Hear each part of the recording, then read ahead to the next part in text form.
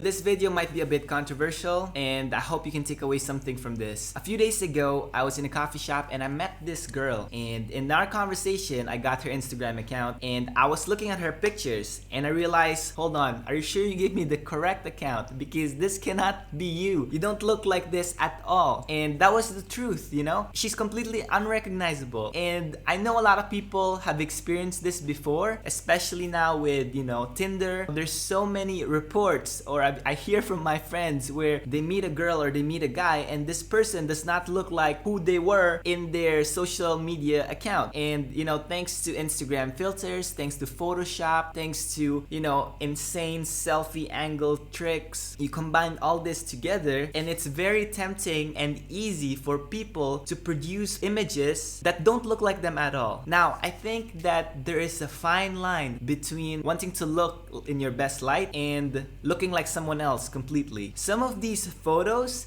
it almost looks like their faces are melded with someone else's faces. Or it's almost like they're working for an animation company, and you know how a person transforms into a werewolf and the transformation process? That's what some people are doing, and it's very, very misleading. And the reason why I'm against this practice is for two reasons. One is that if you do this, if your pictures do not look like who you really look like in real life, you're gonna lose respect from the people who value authenticity.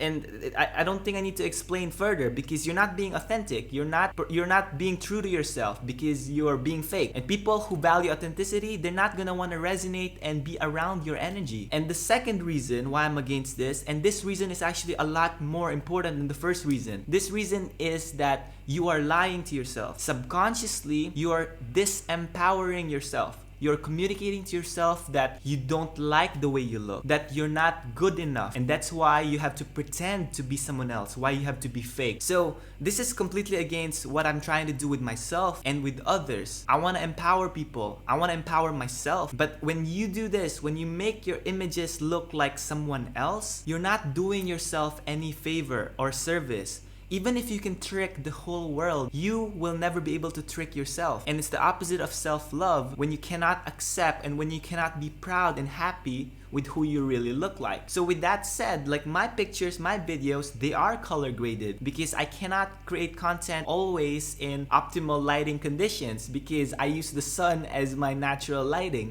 So there is a fine line and it's definitely a balancing act, but I think what really helps is being aware of movies and marketing and social media. These people, these entities, they are experts at using excessive amounts of Photoshop / angles / lighting / filters to make it look so good, but at the same time, ironically, they know how to make it look so natural, so people don't even realize that, oh, these are artificial and fake. What I'm saying is limit the consumption of magazines and movies that you watch, because subconsciously maybe you are comparing with them and what they say is the standards of beauty, which in the first place is very, very questionable. I'm not making this video because I've been catfished a few times on Tinder, although a lot of people have had this experience. It's a very common thing where by the time you meet someone in real life, they don't look like their pictures online. I'm making this video because if you're one of these people where your pictures don't look like who you look like in real life, you're not just wasting people's times and deceiving them. You're hurting yourself more than you're hurting anyone else because you're subconsciously telling yourself you're not good enough. Instead of doing that, you should question, who are you comparing yourself to? What are the standards of beauty that you're grading yourself in? Movies, social media, all these fitness influencers that you see on Instagram, a lot of them don't look like that in real life. I've met so many of them, especially here on this island. It's very deceptive. Instead of wishing to look a certain way based on artificial standards of beauty brainwashed upon us by media, you should instead be focusing your time and energy and thoughts on things that you can change, on things that you can control, such as feeling better by inculcating something like mindfulness or meditation every day, making sure you exercise every day, making sure that you eat healthy food, because all these things lower stress, make you feel healthier, make you have less anxiety. All these things